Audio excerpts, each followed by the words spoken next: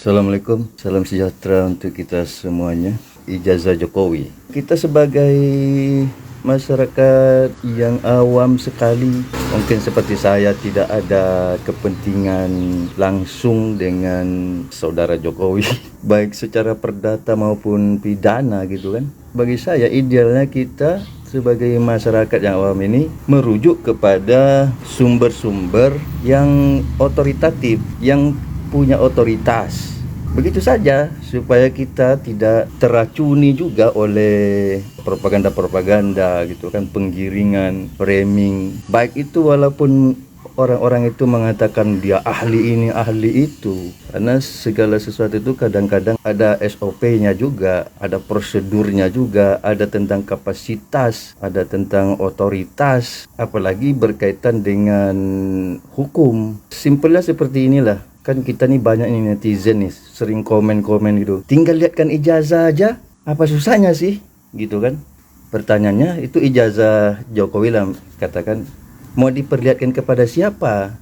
Misalnya ada orang kemarin mau silaturahmi ke rumah Jokowi, mau melihat ijazahnya gitu kan. Katakanlah Jokowi bilang, ini ijazah saya. Apakah yang datang ini bisa memastikan, oh ijazah Bapak asli? Oh ijazah Bapak palsu gitu. Nggak bisa juga. Apalagi kita nih. Kita yang komen-komen nih, yang awam ini, yang netizen. Ya kita lah. Apalagi yang tidak ada kaitan langsung dengan ijazah Jokowi baik perdata maupun pidana. Ini ijazah saya misalnya, ke saya misalnya. Saya komen atau saya bilang, Jokowi tunjukin aja ijazah lu. Nah ini ijazah saya, Sudirman. Udah puas kamu? Terus saya akan menilai ijazahnya Jokowi? Nggak bisa. Selain nggak punya kapasitas, nggak punya otoritas, tidak ada legal standing, istilahnya kan, tidak ada kepentingan, perbuatan sia-sia gitu kan. Jadi kita dengan cara-cara seperti itu kita juga perlu dipertanyakan juga. Seperti saya lah misalnya, orang akan bertanya, salah Jokowi ke kamu tuh apa? Kenapa sampai begitu amat sih? Jokowi, perlihatkan aja ijazah kamu, masalah selesai. Nggak bisa. Katakanlah sekarang yang ada para ahli yang saya ngefans sama Roy Suryo, katakan ngefans saya sama Roy Suryo sebenarnya, ahli telematika. Rismond Sianipar, saya ngefans dengan Rismond Sianipar itu ketika kasus Jessica gitu kan. Kalau soal subjektivitas, saya lebih ngefans ke Roy Suryo, Rismond Sianipar daripada Jokowi. Saya bukan projo, bukan pencinta Jokowi, nggak pernah joplos Jokowi. Ya tapi kan kita harus melihat itu secara, ya bukan saya so objektif gitu. Ya kita harus objektif. Orang kalau tidak salah ya jangan kita salah-salahin. Sekarang ini dengan timbulnya fenomena ijazah Jokowi ini, sudah banyak framing dilakukan oleh pihak-pihak atau oknum-oknum, katakanlah seperti Roy Suryo, Rismond Sianipar, yang di beberapa media dengan terang-terangan, oh ijazah Jokowi palsu, ijazah Jokowi palsu. Lalu sekarang Jokowi melaporkan balik ini, orang-orang ini dikatakan pula tidak negarawan oleh Abraham Samad. Padahal Abraham Samad di podcastnya mengundang Rismond Sianipar. Jadi maksud orang-orang ini apa? Ini langkah penyelesaian hiruk pikuk ijazah ini justru dengan Jokowi melaporkan. Karena dengan Jokowi melaporkan, maka Jokowi lah nanti yang wajib memperlihatkan ijazahnya itu. Wajib dia membuktikan bahwa ijazahnya palsu. Disitulah endingnya nanti persoalan ijazah Jokowi ini. Jadi ya mestinya kita dukung aja Jokowi melaporkan supaya Jokowi yang membuktikan. Karena itu prinsipnya siapa yang menuduh, mendalilkan, dia yang harus membuktikan. Kembali kita misalnya ke dua sosok ini seperti Roy Suryo lah dan Rismond Sianipar. Apa yang menjadi bukti primer yang didapatkan oleh dua tokoh ini, yang terutama kan Rismond Sianipar dan Roy Suryo? Sampai saat ini yang mereka dapatkan itu hanya skripsi Jokowi. Secara resmi, secara terpercaya karena langsung di UGM dapat izin gitu kan. Ya penelitian kan harus gitu, tidak bisa sembarangan kita dapat sampel lalu kita teliti gitu kan. Ya itu orang akademisi tahulah. Jadi yang didapatkan para ahli ini hanya skripsi sampai sekarang ini, skripsi Jokowi. Dan dengan adanya skripsi Jokowi yang mereka, itu pun mereka cuman bisa memfoto, belum meneliti secara komprehensif. Tetapi oke lah, dari foto tersebut tidak terlalu perlu juga sebenarnya secara digital forensik, karena itu tentang tata aturan saja. Seperti misalnya tidak ada katanya tanda tangan, tanggal, masalah font, itu kan bisa dilihat secara kasat mata. Dan karena yang mereka dapatkan itu hanya skripsi yang banyak kejanggalannya dalam tanda kutip, tokoh-tokoh ini mengatakan bahwa ijazah Jokowi palsu dengan merujuk ke skripsi yang banyak kejanggalannya. Itu parameter yang ada sekarang ini, pendalilan yang ada pada Rismon Sianipar dan Roy Suryo. Jadi yang bersalah dalam hal ini, dalam perspektif Rismon dan Roy Suryo ini dan kawan-kawannya, adalah UGM. Karena ketika Jokowi katakanlah menyerahkan skripsinya yang banyak kejanggalan itu, UGM terima aja. Lalu UGM menerbitkan ijazah untuk Jokowi. Yang salah jadinya UGM, bukan Jokowinya. Itu juga yang perlu kita pahami sebagai masyarakat lah, yang ya sudah diracuni juga oleh framing yang dilakukan oleh tokoh-tokoh ini, tanpa menafikan ya keahlian mereka, kepakaran mereka. Tetapi hal-hal yang bersifat ilmiah, akademik, apalagi yang kaitannya dengan ada hukum, baik itu pidana maupun perdata, itu kan ada prosedur-prosedur yang harus dilalui, yang juga tidak boleh menabrak hak asasi, apalagi privasi, hak asasi orang lain. Jadi tidak semudah itu juga kita menggugat-gugat orang, menuduh orang, mencurigai orang, menduga-duga orang. Kita harus melihat juga ya dari mana informasi kita dapat, sehingga kita nih misalnya jadi ikut curiga, ikut menduga ini palsu, atau ikut mengatakan ini palsu. Kita tinggal lihat aja riwayat informasi yang kita dapatkan. Atau kalau tiba-tiba aja kita pokoknya ikut aja, ya mungkin karena kita ada tendensi tidak suka, memang tidak suka, kecewa dan sebagainya gitu, atau mungkin ikut-ikutan aja gitu kan. Kalau kita lihat penelitian yang dilakukan oleh Rismon Sianipar saja pun, Rismon Sianipar yang ditelitinya dan diupload ke YouTube itu adalah foto dari diduga ijazah yang dipegang Jokowi. Foto. Dan sumbernya tidak terpercaya, kita katakan tidak terpercaya karena ya sumbernya di medsos. Ada yang mengupload, Rismon Sianipar ambil itu, di-downloadnya, itu yang diteliti dia. Itu tidak bisa, tidak memenuhi syarat untuk dikatakan penelitian ilmiah, apalagi oleh katakanlah seorang ilmuwan. Lalu dengan hasil yang itu dia menyebar-nyebarkan bahwa ini 100.000%, sekian persen, bahwa ini palsu. Seorang katakanlah ahli digital forensik itu apabila meneliti sebuah objek digital, katakanlah foto, itu hasilnya hanya untuk foto itu saja, bukan untuk yang selainnya. Misalnya foto dari sebuah ijazah yang sudah digital ini, dan di dalam komputer. Hasil dari proses digital forensik itu hanya mengatakan bahwa oh foto ini masih asli, atau oh foto ini sudah diedit, sudah dimanipulasi oleh orang. Itu saja. Ini tidak bisa menjadi pengukur bahwa yang aslinya, barang yang aslinya juga palsu gitu. Enggak bisa, tidak bisa. Kecuali seperti skripsi itu, skripsi yang didapatkan oleh Roy Suryo secara resmi, karena langsung pihak UGM yang memberikan itu kepada Roy Suryo dan diberi izin untuk melakukan scanning. Dan itu memang idealnya harus scanning, karena dia tuh harus rata gitu kan, tidak bisa miring gini, miring sana. Itu akan mengurangi kualitas image tersebut, belum lagi masalah resolusi. Itulah diantara kelemahan dari penelitian Rismon Sianipar itu. Kalau kita lihat foto yang ditelitinya itu, sudut apanya itu aja sudah agak miring gitu kan, belum lagi masalah resolusinya dan seterusnya. Yang dibahas dia adalah apa yang namanya stempelnya gitu, sementara pas fotonya itu belum dia nyatakan apakah pas foto itu satu kesatuan antara foto orangnya dengan latar belakangnya. Jadi sangat lemah sekali apa yang dilakukan oleh Rizwan Sianipar. Jadi intinya yang otentik, yang bisa dikatakan itu termasuklah objek penelitian yang masuk atau memenuhi syarat baru skripsi. Dan dengan pernyataan mereka ini, Roy Suryo dan Rizwan Sianipar setidaknya, ini mengenai ijazah S1 Jokowi yang UGM, itu mereka mengatakan begitu akhirnya karena mereka ya itu aja yang mereka dapatkan yang secara otentik. Mereka mengatakan dengan skripsi yang seperti ini, yang banyak kejanggalan ini, maka ijazah Jokowi ijazah yang palsu. Itu apanya? Pernyataan dari dua tokoh ini, peneliti ini, berdasarkan skripsi yang diserahkan oleh UGM. Jadi kalau mau disalahkan ya UGM yang salah, bukan salah Jokowi. Karena ini soal prosedur diterimanya skripsi yang diajukan oleh atau yang diserahkan oleh Jokowi sebagai syarat kelulusan dan dapat ijazah itu.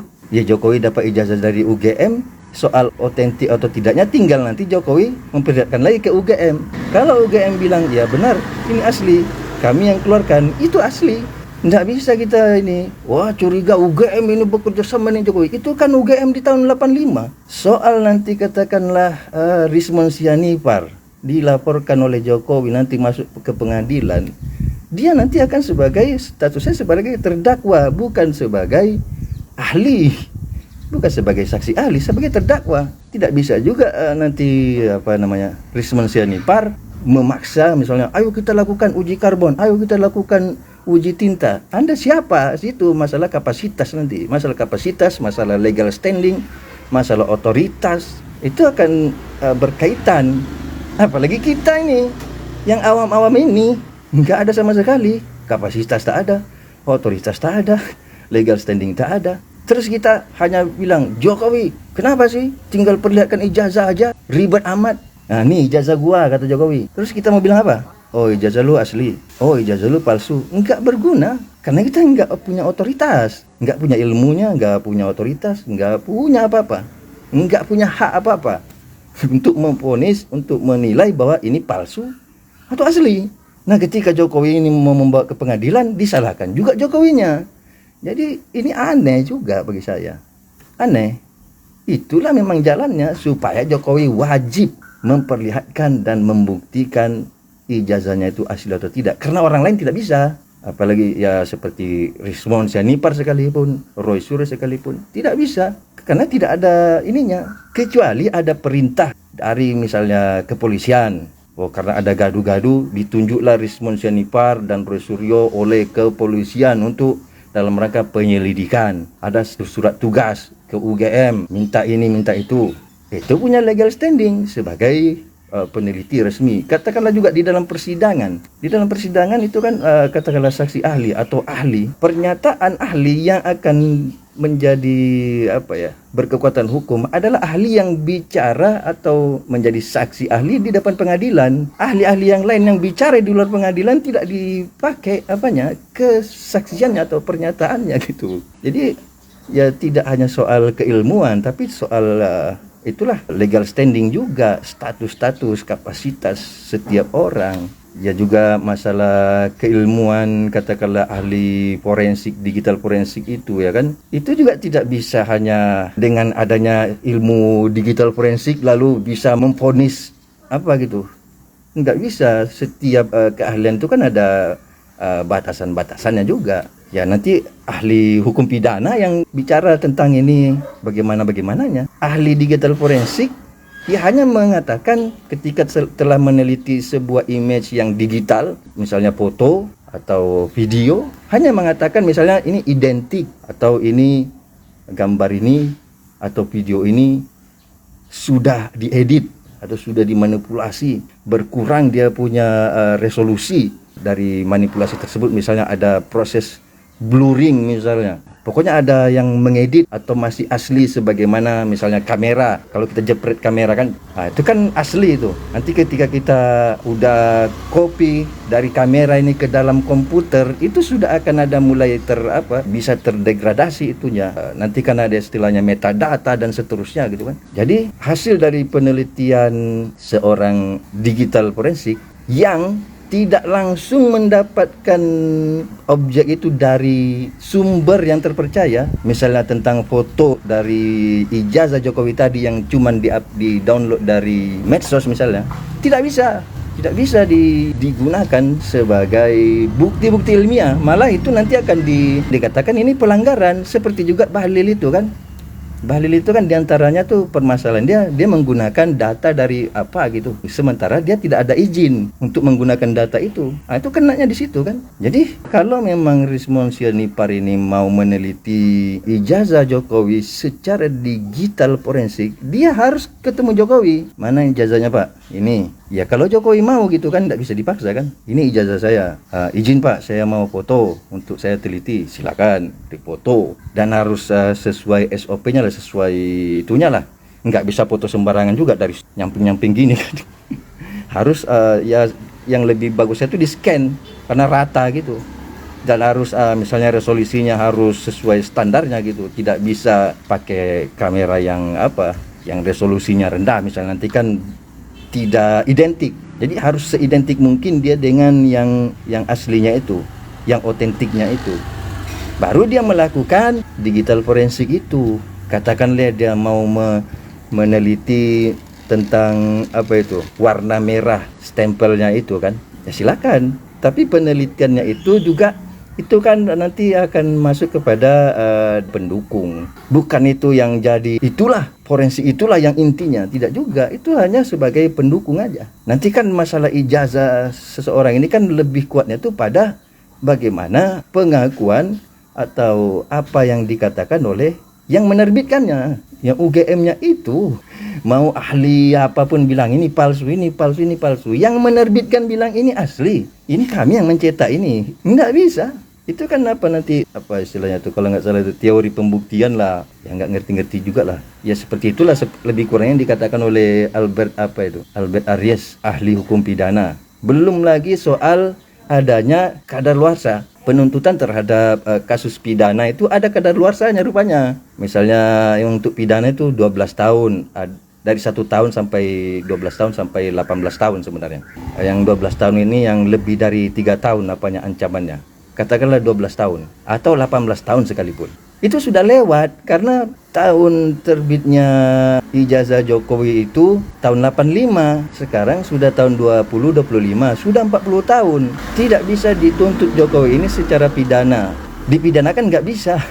Kalau soal pembuktiannya silakan aja, tapi pembuktiannya itu tidak berdampak pidana lagi bagi Jokowi. Katakanlah nanti misalnya seluruh dunia ini berkumpul mengatakan ijazah ini ternyata palsu. Ya bisa saja diterima bahwa ini palsu ijazah Jokowi, tapi Jokowi sudah lepas dari tuntutan pidana karena sudah kadaluarsa, sudah lebih dari 18 tahun. Kemudian untuk katakanlah secara perdata itu kan kadaluarsanya itu 30 tahun. Udah lewat juga. Jadi kan ya ini memang hiruk pikuk ini akan menghasilkan keadaan yang sontoloyo gitu, yang sia-sia juga gitu. Ya karena itu bagi kita yang awam ini, kalau bagi saya ya ngapain juga kita memelihara kecurigaan berlebihan. Kalau soal siapapun mau misalnya benci Jokowi, suka Jokowi, silakan aja. Itu hak Anda masing-masing, hak kita masing-masing. Terserah alasannya apa gitu kan. Tapi kalau dalam suatu permasalahan tertentu, sebaiknya kita objektif aja juga. Ini masalah ijazah Jokowi, apa kaitannya dengan saya misalnya? Oh katakanlah ini penting. Ya kita harus kita lihat riwayatnya juga, bahwa Jokowi secara formal dan secara konstitusional sudah 5 kali terverifikasi ijazahnya oleh lembaga negara, KPU lah setidaknya, yang menyatakan wah ijazahnya tidak ada masalah, tidak ada yang palsu ijazahnya. Ya idealnya kita nih masyarakat yang nggak tahu apa-apa ini, kalau saya lebih merujuk ke KPU lah. Ngapain juga kita sibuk sangat ikut hiruk pikuk orang yang sedang memframing ini, yang mereka sendiri melakukan penelitian dengan data yang abal-abal, khususnya masalah ijazah itu data yang Rismon pakai itu data abal-abal, nggak jelas, tidak terpercaya, secara kualitas image-nya pun rendah karena dari medsos, sudut pengambilan fotonya pun agak-agak miring. Begitu aja kita nih masyarakat ini, walaupun ada istilahnya keterbukaan informasi publik, yaitu keterbukaan informasi publik itu harus juga kita melihat kepada sumbernya. Ini sumber informasi ini punya otoritas atau tidak. Misalnya tentang dokumen yang berkaitan dengan aspek legal formal, aspek hukum. Misalnya tentang ijazah Jokowi lah katakan. Yang punya otoritas itu UGM. Supaya nanti kita ini jangan juga terlalu terpengaruh oleh framing. Ketika UGM bilang asli, masih juga kita bilang, ini UGM nih orang Jokowi semuanya. Dari mana kita tahu itu semuanya? Dari mana kita dapat informasi kita bisa ngomong kayak gitu? Dari siapa? Jadi bagi saya kita nih sebagai masyarakat awam terserah, terlepas kita nih ada yang suka Jokowi, ada yang tidak suka Jokowi. Ya kita juga harus melihat informasi secara fair dan kita mengingat-ingatlah minimal melihat riwayat informasi yang masuk ke kita itu dari siapa. Katakanlah misalnya dari Rismon Sianipar. Sudah terbukti data yang dipakai oleh Rismon Sianipar data abal-abal. Data abal-abal itu, image itu yang dia upload ada ijazah Jokowi, tidak jelas itu sumbernya dari mana, hanya dari yang orang upload saja. Kecuali kata Rismon, hasil penelitian saya ini membuktikan bahwa foto ijazah ini sudah pernah diedit orang. Ya sebagai ilmuwan mestinya ngomong gitu aja dia, nggak usah mengatakan wah ini palsu nih. Kalau ini palsu berarti yang ada di Jokowi juga palsu. Nggak bisa. Itu sudah bukan ilmuwan kalau ngomong begitu. Sudah melakukan framing, melakukan ya memfitnah lah jadinya. Di depan Otto Hasibuan malah dia bilang paling Jokowi itu nyetak di Pramuka sana. Ya karena itu wajar dong.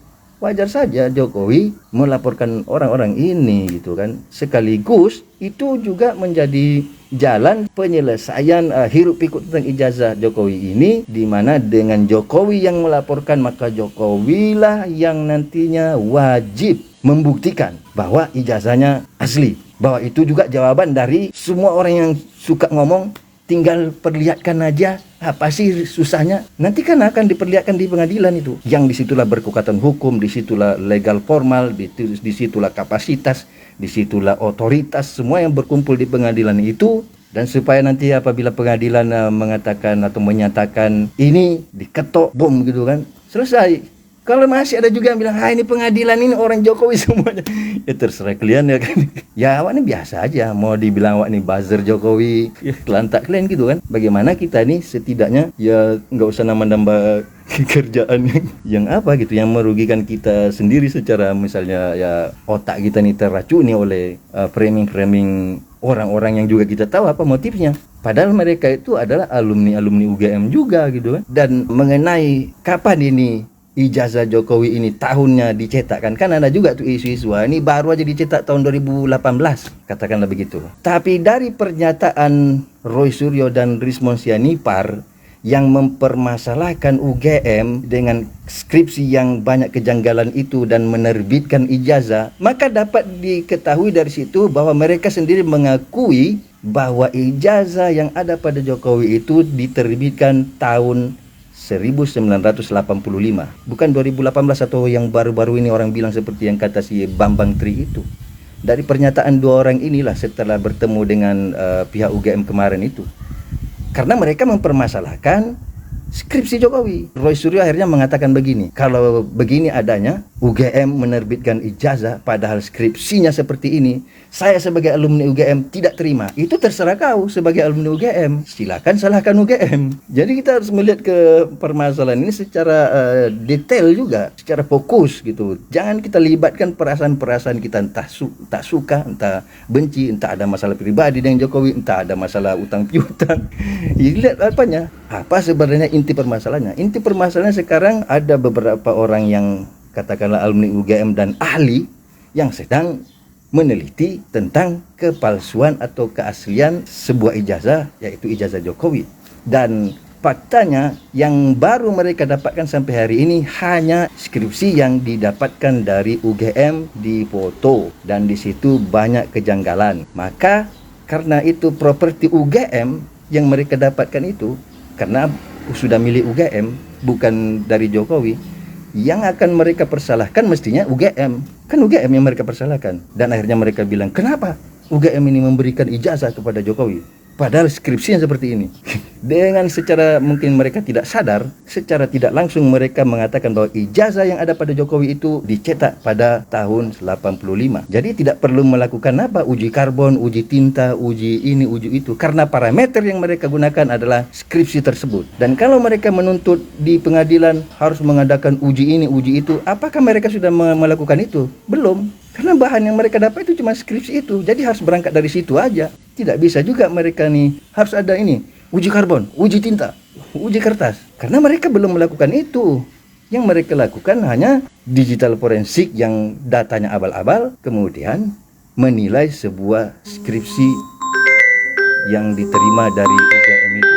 Yang mereka hanya bisa permasalahkan sekarang ini, apakah di tahun 1985 tersebut di UGM berlaku syarat itu atau tidak. Nah, itu yang harus dipelajari sekarang ini. Apakah di tahun itu skripsi yang seperti itu masih dianggap bisa diterima atau tidak. Itu aja. Ya saya pikir begitu aja lah kita sebagai orang awam ini. Apalagi yang ya tidak ada kaitan langsung secara perdata maupun pidana terhadap ijazah Jokowi tersebut, ya kita ikuti aja proses-proses yang legal standingnya ada otoritasnya, ada prosedur hukumnya seperti katakanlah pengadilan yang akan memutuskan nanti bagaimana. Dan setelah itu diketok oleh hakim, maka itu menjadi penghapus keraguan bagi yang meragukan gitu kan. Ya kalau mau terus meragukan atau ya curiga dan seterusnya, itu hak siapa juga silakan aja. Tetapi kita harus jujur bahwa kalau keraguan, ya kita katakan keraguan. Kalau dugaan, kita katakan dugaan. Ya kalau asumsi, kita katakan asumsi. Jangan kita meneliti sebuah data yang abal-abal, lalu kita memastikan, wah dengan melihat foto ini yang begini, begitu, maka ijazah Jokowi palsu. Tidak bisa, bro. Assalamualaikum.